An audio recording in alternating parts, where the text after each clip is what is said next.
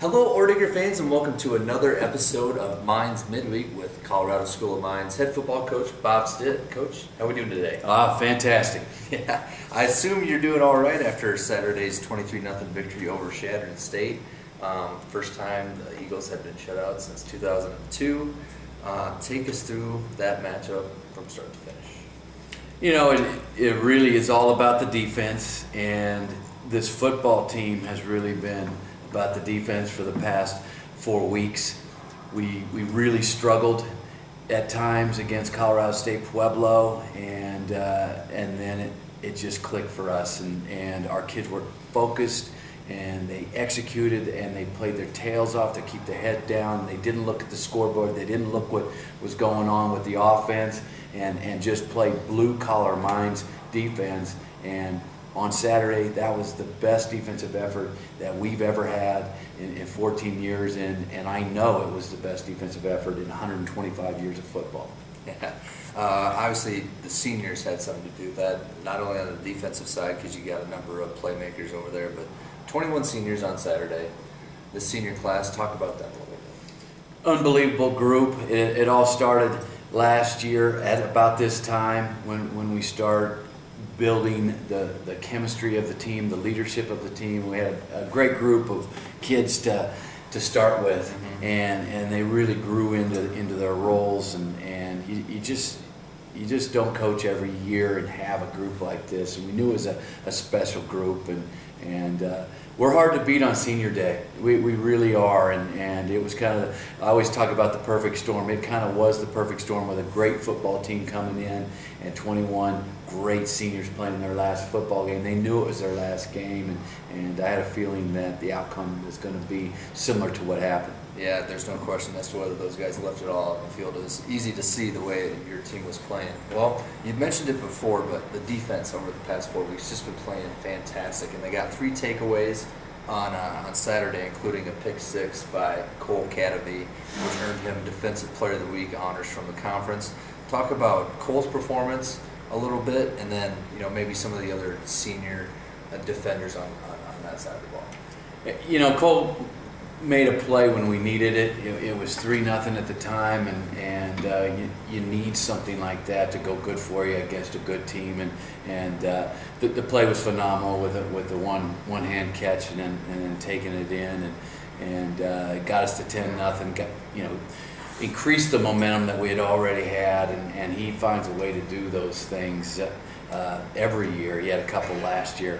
But the whole group of seniors were fantastic, and Alex Laudenslager, Tyler Denson, Chad McGraw, those guys, Woodsy, they came to play. And I told the team yesterday at the team meeting that I saw Goldie's face before the game and at halftime. I'd never seen a more determined face, and focus. And I was like, there's no way those guys are going to beat us, and no way their offense is going to score on us just because of looking at his face. And it was a great feeling. Good. All right, I want to talk about one more player, Avery Llewellyn. Made all 3 of his field goals, both extra points. He only punted once, which I know you like, but 56 yards on that. He punted one more time than I wanted to. Yeah, but he had 56 yards on that punt. So another good performance by Avery. It was big because in games like this, you need to come out of the red zone with points, and you're not always going to get it in the end zone. We really struggled offensively Saturday. We ended up getting some neat plays when we needed it, and some first downs when we needed on some scrambles and things like that. But the execution wasn't there. We needed to get those field goals. The defense was getting us the ball in good field position, and we were doing enough offensively to get it into Avery's range, and he really came through. And you have to have that when you beat a good team. All right. Now season's over. 8-3 record, 7-2 in the conference, which another strong season by your program.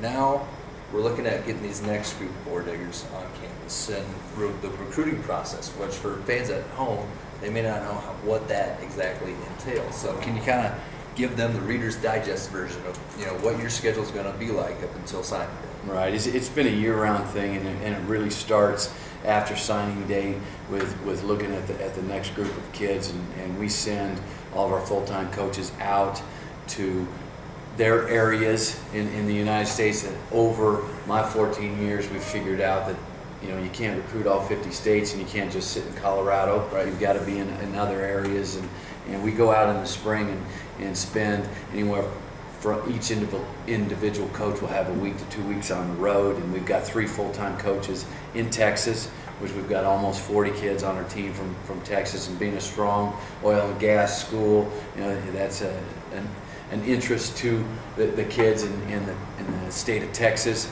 We recruit Nebraska, Arizona, Oklahoma, Colorado actively. We'll try to recruit by phone with California kids, and we'll go visit some kids if we find them. We'll go see them now if we find somebody that really wants engineering and looks like a good player on tape. We've been grinding out for the past 3 days all of our tape that we've accumulated. We've got relationships with these kids right now already established since May of last year, and now we're trying to weed it out to who we're going to go out and see. We will be out December 1, and basically I'll be gone from December 1. I'll kiss my kids and my wife goodbye and see them back here about the 18th of December. And this time's when you win games, right now. And we've got to put together a great recruiting class. We're doing phone interviews with all the kids to get to know them a little bit more and kind of see how they tick, more the mental side, the intangible side of, is this a player that will fit Mines academically and be strong enough mentally to handle this situation. Right. This is not a normal situation, and take a special kid to be a great football player and a great academic fit too. All right, fans, we apologize for the mower going outside, but it's time for our play of the week, so we're going to head over to the film room, and we'll meet you guys in there.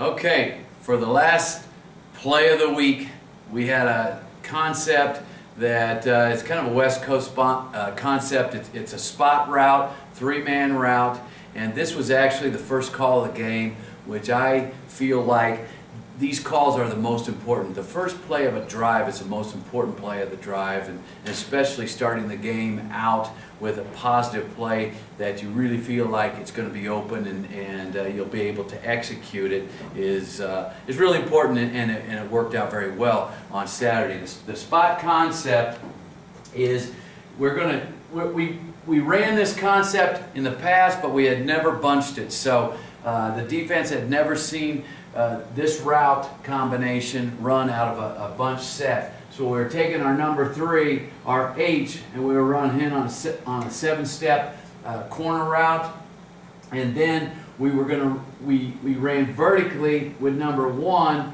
and ran a speed cut with number 2, and then we would just hitch it up in the space between the slot defender and the next man inside, which the next man inside is the Sam Backer, as you can see there, in a bare front, a reduction, and it puts this defender in a very tough position to try to get out to this receiver. So the quarterback in this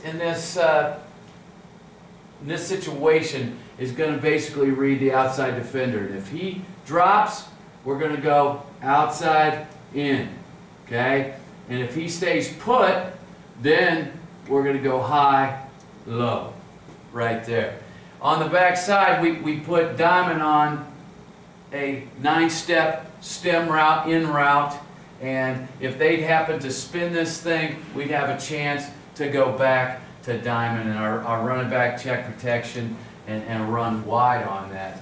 We want to read this thing on 3 steps, really get our feet in the ground quickly as a quarterback, and as soon as this guy drops it, we want to put our foot in the ground and get it either here or here.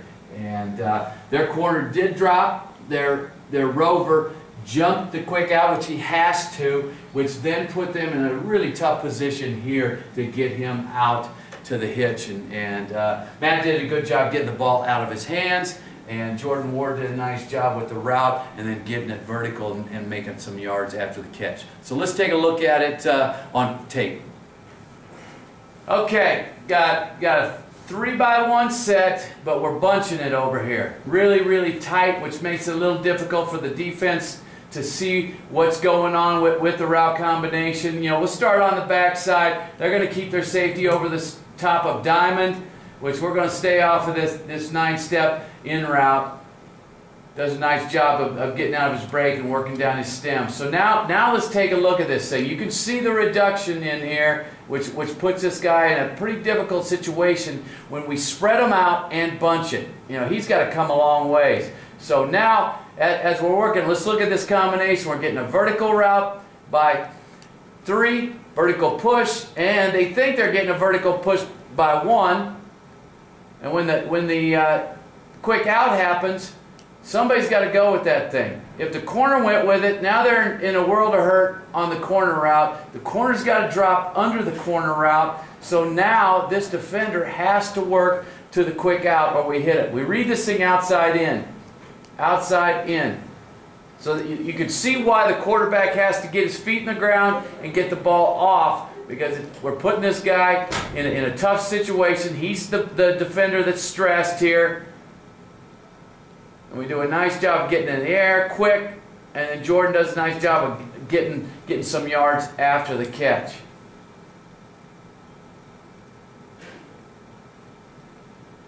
You know, and that's a huge play on first down, the first play of the game actually, to get 12 yards, and we weren't in great field position coming out from the -6.